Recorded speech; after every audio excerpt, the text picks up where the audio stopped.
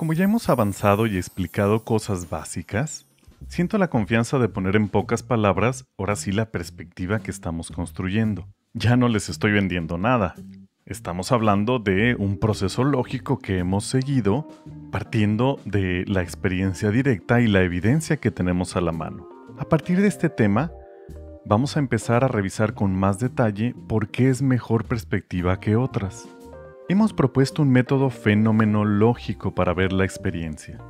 Quiere decir que empezamos por lo que percibimos directamente y luego hacemos conceptos y explicaciones si hacen falta. Tratamos de ver la experiencia desvestida de prejuicios e ideas. Esto nunca será perfecto, porque nosotros mismos somos el experimentante y lo experimentado. Pero bueno, para tener claridad y al menos no perdernos por completo en la selva de interpretaciones que existen, nos proponemos esto como una buena práctica científica, aunque sepamos, digamos, por llamarle de alguna manera, que a nivel ontológico son cosas inseparables. Ahora, yo soy un observador de la realidad que me rodea, digamos, ¿no? Y estoy consciente de ella. Puedo decir, yo observo a la gente caminar por la calle. Sin embargo, ¿qué es lo que observo? O para hacerlo más simple, ¿de qué está hecho lo que observo? La respuesta inmediata es, pues, de información perceptual, claro. Veo gente, pues sí. Pero ¿de dónde viene? Como soy un idealista, no voy a decir que la gente está hecha de células y las células de átomos y la luz rebota en eso y es lo que interpreto yo en mis ojos a través del córtex visual de mi cerebro como una persona. No necesariamente. No viene la percepción de la materia, porque ya vimos que la materia es un concepto insostenible. Yo lo que voy a decir es que la percepción es en sí una manifestación de la conciencia. Es la ola en el mar. Por lo tanto, las personas que observo vienen de mi percepción y no al revés. No percibo cosas allá afuera, sino que lo que veo afuera es producto de la percepción misma. Y bueno, lo veo afuera porque esa es mi manera de interpretar la relación que estoy teniendo con la información que percibo. Y ustedes pueden decir, válgame Dios, pero está loquísimo. Pues ni tanto. Ya vimos que la explicación contraria, la más común, con la que funcionamos según la mayor parte de nosotros todos los días, esa es la que es verdaderamente absurda. Mi nombre es Luis de la Mari y tengo un doctorado en lingüística. Me he puesto a revisar estos temas para entender en dónde perdimos el hilo de la discusión aquellos que hacemos ciencias sociales y humanas. ¿Por qué seguimos trabajando con perspectivas que ya han sido superadas hace medio siglo? Como por ejemplo, pensar que las cosas tienen en el fondo una estructura.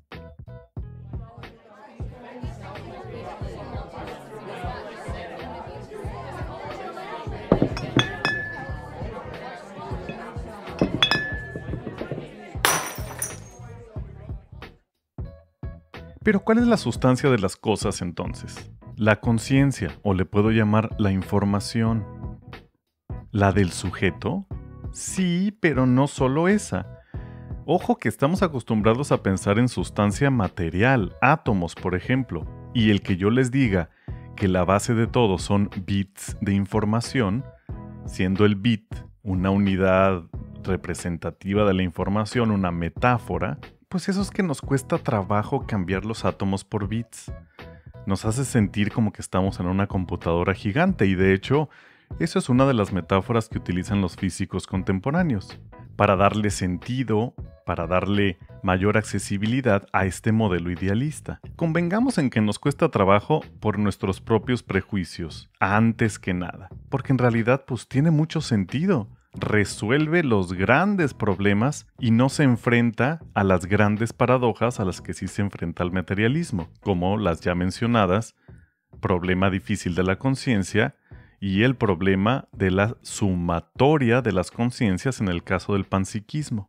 Tom Campbell tiene una manera de ver este idealismo monista bastante fácil de comprender, y a mí me gusta esa metáfora. Dice, la conciencia es un sistema de información, como lo he estado recalcando. Lo que hace a la realidad es la información. Cuando la información interactúa con un sujeto, que es a su vez parte de ese sistema informativo, pero una parte individuada, una parte que está consciente de sí misma, toma la forma de la realidad percibida. Cuando ese segmento de información individuada interactúa con información perceptual, la realidad toma forma. El tiempo y el espacio nacen. Es como una computadora que separa virtualmente partes del mismo disco duro para cosas distintas. Y luego esas partes pueden interactuar entre sí, no es nada del otro mundo. Como Windows, como sistema operativo, interactúa con Word, el procesador de textos. Ambos tienen la misma base, no hay ninguna diferencia, son en el fondo bits informativos, pero aparentemente se hacen distintos para poder distribuir funciones. Así funciona un sistema informativo. Entonces lo que percibo y el que lo perciben no somos distintos en la base. Ambos somos información, conciencia. Esa es una versión desde la física de la simulación o de la realidad virtual del mismo idealismo monista que estamos revisando desde Bernardo Kastrup. Ahora, introduzcamos una pregunta más. ¿Las cosas son reales? ¿Qué es real? La verdad es que esta pregunta nació de la oposición entre los materialistas y los idealistas. Los materialistas llamaban antirrealistas al idealismo. ¿Por qué? Porque el idealismo negaba a la materia. Y pues era una muy buena manera de prejuiciar el debate a su favor, llamando a sus oponentes antirrealistas, porque pues todo mundo quiere ser un realista, todo mundo quiere estar del lado correcto de la perspectiva teórica. Pero en realidad pensemos, si todo en el fondo es información, si todo en el fondo es una manifestación de la conciencia, sea un sueño, sea un pensamiento, sea la percepción de algo directo, de todos modos es real. Es decir, el idealismo monista desarma los fundamentos sobre los cuales la distinción realista y antirrealista existe. Por lo tanto, dentro del idealismo monista no es una distinción pertinente. Todo es real. Tom Campbell mismo diría que no tiene caso preguntar qué es real. En principio, cualquier cosa basada en la información, es decir, cualquier cosa, es real. Una cosa, claro, es que podamos distinguir la realidad individual de la realidad colectiva y otra que no podamos distinguirla. Pero no quiere decir que perder la distinción sea una consecuencia de estar revolviendo la realidad con experiencias no reales. Si una computadora deja de poder distinguir Excel de Word o el mismo Windows de uno de sus programas, pues la computadora falla. Igual que hay locura y desviaciones psicológicas y psiquiátricas que se basan precisamente en que la gente ya no distingue el sueño de la vigilia, que la gente ya no distingue sus propias, digamos, alucinaciones individuales de la realidad compartida. La locura, la disfunción del sistema, no está en una diferencia entre lo imaginativo y lo real, sino simple y sencillamente en una incapacidad de discernir distintos subsistemas de información. La locura o las alteraciones psicológicas no son un argumento a favor de la diferencia entre lo real y lo imaginado. Solo son un argumento a favor de la capacidad del sistema de discernir distintos procesos. Entonces no es una diferencia pertinente, como tampoco la hay realmente entre subjetivo y objetivo. Es decir, seguimos utilizando estos términos, pero alineados a eso que hemos llamado experiencia individual contra o versus la experiencia compartida. Diría Tom Campbell, lo objetivo es la experiencia colectiva, la que todos compartimos, la que es más estable. Si yo dejo mi taza de café sobre el buró antes de dormir, en la mañana seguirá ahí. ¿Por qué? Pues porque es una manifestación más estable de este sistema informativo. En cambio, las emociones, las alucinaciones, los sueños, las sensaciones, las cosas más aéreas, los gases, pues no necesariamente seguirán ahí si los dejo antes de dormir y los busco a la mañana siguiente. Otra vez, la estabilidad de las experiencias tampoco implica la diferencia entre real y no real o entre material e inmaterial. Lo único que me están diciendo es que hay distintas estabilidades dentro de un sistema informativo. Para decirlo en pocas palabras, podemos seguir considerando que hay maneras objetivas de ver la realidad. ¿Qué quiere decir esto? Pues quiere decir enfocarse en aquellas cosas que pertenecen a la realidad o la experiencia compartida y que tienen por tanto suficiente estabilidad como para que más de uno lo podamos observar en distintos momentos, es decir, que no desaparezca de un día para otro. Eso es todo. Esto mismo aplica a cualquier juego de video, por ejemplo, o a cualquier cosa en una computadora. Si yo le digo a alguien, oye, en tal carpeta dejé ese archivo, esa persona presumiblemente será capaz de ir a esa carpeta y encontrar ese archivo. Por último, en esta feria de términos me gustaría mencionar el nihilismo.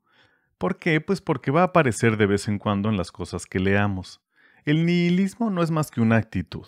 Es una actitud de negación, que puede tomar distintas formas y distintas proporciones. Es decir, yo puedo ser un fenomenólogo nihilista en el sentido de que solo creo que existe aquello que puedo percibir.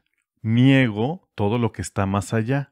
El nihilismo a veces nos puede parecer como una visión conservadora, como una visión más seria de las cosas, pero en realidad recordemos, no tenemos fundamento para negar nada. Y oponernos a explicar por qué las cosas suceden no es más que una decisión personal, no es realmente un punto de vista científico ni racional, es nada más una preferencia, casi dogmática. Entonces, por eso todo punto de vista nihilista es negativo, va en contra de la empresa científica, va en contra de esa cosquilla, de esa inercia natural que tenemos todos por entender. No hay ningún problema. Justo estamos viendo cómo existe un modelo que es generoso, inclusivo y aparte tiene todo el sentido del mundo, literalmente. Breve resumen. La oposición realista y antirrealista no es pertinente desde un punto de vista idealista monista porque todo es real, porque todo tiene en el fondo naturaleza informativa o consciente. Lo mismo sucede con subjetivo y objetivo, aunque hemos dicho que podemos seguir utilizando el término objetivo para nombrar a la experiencia compartida. Por último, el nihilismo siempre será una versión negativa, en el sentido más puro del término, aquello que niega la posibilidad de las cosas, lo cual, igual que el materialismo negando que existe algo más que la materia, no tiene ningún fundamento lógico, por supuesto que menos un fundamento en la experiencia directa, por lo tanto, no es ciencia. ¿O alguien puede afirmar que es capaz de observar la imposibilidad de que algo exista? Es totalmente un absurdo. Es una serpiente mordiéndose la cola, o para utilizar domingueras, un argumento tautológico. Tema 5. Los hechos del mundo. Entonces vamos a revisar brevemente sobre qué estamos trabajando. ¿Cuál es el argumento de Bernardo Kastrup? Vamos a convenir primero que los hechos son las observaciones que todos compartimos.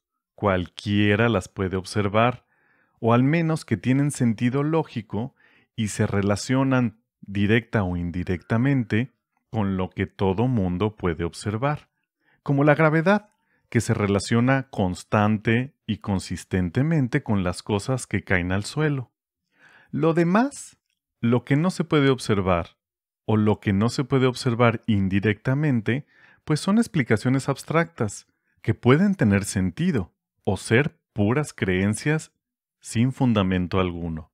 Bernardo Kastrup, es momento de mencionarlo, tiene 2 doctorados, uno en ciencias computacionales y otro en filosofía. Por eso su punto de vista tiende a enfocarse en la relación entre el cerebro y la conciencia. Le gustan las metáforas computacionales. Durante mucho tiempo se especializó en el desarrollo de programas de inteligencia artificial, hasta que se dio cuenta de que estaba partiendo de una perspectiva errónea, la de que la conciencia puede ser generada por algo, cuando en realidad es la conciencia la que lo genera todo. Entonces repasemos brevemente los hechos del mundo. Punto número 1. Hay correlaciones claras entre el reporte que hace una persona de sus experiencias internas, de la experiencia individual y la actividad que se puede observar en su cerebro. Eso está claro. Aún más, como mencioné en el tema pasado, hay estudios que describen claramente cómo en ausencia prácticamente de actividad cerebral, la persona reporta ricas y complejas experiencias. Hecho número 2. Parece que todos habitamos el mismo universo, es decir, existe un segmento estable del sistema informativo que podemos llamar realidad compartida. Hecho número 3. La realidad normalmente funciona a partir de patrones y regularidades, esto es, las leyes de la naturaleza, independientes de la voluntad personal. Hecho número 4. Las entidades físicas macroscópicas pueden ser separadas, descompuestas, en unidades microscópicas como las partículas subatómicas. Hecho número 5. Independientemente del estatus ontológico, es decir, de qué es lo que hace, qué es lo que le da sustancia a aquello que llamamos una persona, hay que convenir, sabemos que existe aquel que experimenta. Independientemente de cómo definamos persona, hay alguien que experimenta. Hecho número 6. Una persona tiene experiencias privadas que Bernardo Castro llama intrínsecas, que solo pueden ser conocidas por los demás, los otros, las alteridades fuera de la metarreflexión, fuera de ese yo que sabe, solo las pueden conocer si la persona las comunica, si yo te digo que soñé o que siento. O también, si tienes acceso a los impulsos neuronales en mi cerebro, pues puedes ver una representación de mi experiencia individual. Hecho número 7. La actividad del cerebro de una persona es conocida solo en la medida en la que es observada en la experiencia en la forma de las percepciones de alguien, es decir, que alguien vea o mi cerebro, o más bien un encefalograma, una representación de impulsos eléctricos de los impulsos electroquímicos del cerebro. Hecho número 8. De los hechos 1 y 7, es decir, del hecho de que hay correlaciones entre la experiencia intrínseca y la actividad del cerebro, y del hecho de que el cerebro puede ser conocido cuando alguien percibe las medidas o los escaneos que se hacen de él, de los hechos 1 y 7, podemos derivar que hay una clara correlación entre dos tipos de experiencias. Por un lado, las percepciones conscientes del cerebro de una persona, y por el otro, la experiencia privada de esa persona. Hecho número 9. El cerebro tiene la misma naturaleza, esto es, pertenece a la misma clase ontológica que el resto del universo. Estos hechos pueden parecer altamente redundantes, pero Castrob aquí está siendo muy cuidadoso en la definición de estas bases claramente experienciales, fenomenológicas, sobre las que va a construir su argumento. Ya hemos dado algunos adelantos sobre cómo esta aparente disociación entre la experiencia individual y la colectiva es muy fácil de explicar y no implica dos sustancias, y no va en contra de la suposición o del buen modelo que es la conciencia como un sistema informativo. También, utilizando la analogía de la partitura, podemos entender cómo fácilmente el cerebro puede verse como la partitura de la experiencia del individuo. Antes de concluir, y prometerles que en el próximo tema vamos a aclarar estos hechos, vamos a ver cómo Bernardo Castro hace inferencias sobre estos hechos para guiarnos hacia la construcción, o más bien, hacia la argumentación de su idealismo monista. Permítanme hacer una distinción que creo que es importante para poner las cosas en orden. Keith Ward, el mismo filósofo que revisamos antes, aclara que hay una distinción importante entre las explicaciones nomológicas y las explicaciones axiomáticas. ¿Qué quiere decir esto? Más términos complicados, no. Momento. Es muy simple. Las explicaciones nomológicas son las que están dirigidas a establecer reglas generales, instructivos de cómo son las cosas y de cómo interactúan entre ellas. Mientras que las explicaciones axiomáticas tienen que ver con qué valor tienen las cosas, qué significan las cosas. Por ejemplo, una explicación axiomática sería muy clásica de las ciencias sociales. ¿Por qué nos comportamos así? Bueno, nos comportamos así porque tenemos una inercia a la supervivencia, a la integración social y a la comunicación. Mientras que una explicación nomológica sería individuar cada uno de los factores y establecer reglas, idealmente matemáticas, que los expliquen. Por ejemplo, un modelo estadístico. Uno puede despreciar, sobre todo desde ciertas ciencias como la física y las matemáticas, las explicaciones axiomáticas y pensar que todo este proceso de discernimiento lógico que estamos siguiendo, principalmente desde la filosofía, pues no tiene validez porque no está siendo probado desde criterios físicos o matemáticos. Sin embargo, hay que recordar quién ha sostenido la espada del poder científico durante todos estos años. Es decir, hay que cuidarnos de esas tácticas en las que el poder exige que las cosas se hagan garantizando su propio beneficio. Estas explicaciones nomológicas, estas explicaciones que tratan de representar a toda la realidad con base en lenguajes matemáticos, no se nos olvide, vienen del materialismo. A esto se lo conoce típicamente como neopositivismo. Es decir, el positivismo que es un empirismo lógico. No nada más acepta lo de la experiencia, sino aquello que siga una lógica, vamos a decirlo por ser simplistas, matemática. ¿En qué se basa esto? Bueno, pues en creer que hay cosas y que las cosas tienen magnitudes estables y fijas y que esas magnitudes estables y fijas se pueden expresar en números o en variables. Pero ya vimos que el problema de todo este modelo, bueno, para decirlo en pocas palabras, es que es falso, es una gran mentira. Pero bueno, para ser un poquito más detallados, es que no tiene un fundamento ni siquiera desde la experiencia directa.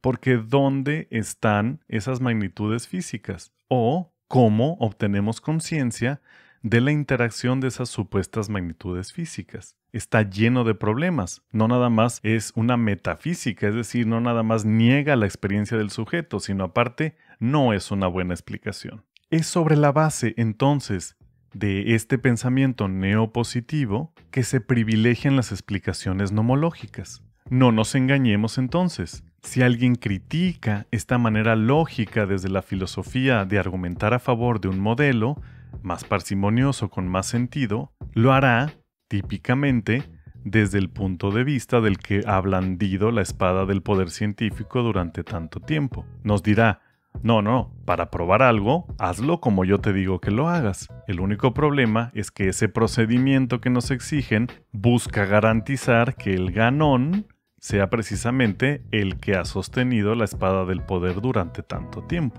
Es un sistema circular que busca su propia conservación. Estas son nociones muy importantes de discernimiento para poder navegar, como he dicho antes, este mar picado que es el conflicto ideológico con componentes más emocionales que otra cosa dentro de la ciencia y la comunidad académica. Entonces tengamos claridad, no nos rompamos la cabeza queriendo ser maestros de la terminología, pero distingamos con cuidado. Seguiremos en el próximo tema cuando entraremos ya de lleno a los argumentos que, aunque ya hemos mencionado de manera general, formalizaremos sobre el trabajo de Bernardo Kastrup, sus inferencias y explicaciones a favor del idealismo monista. Muchas gracias por escuchar.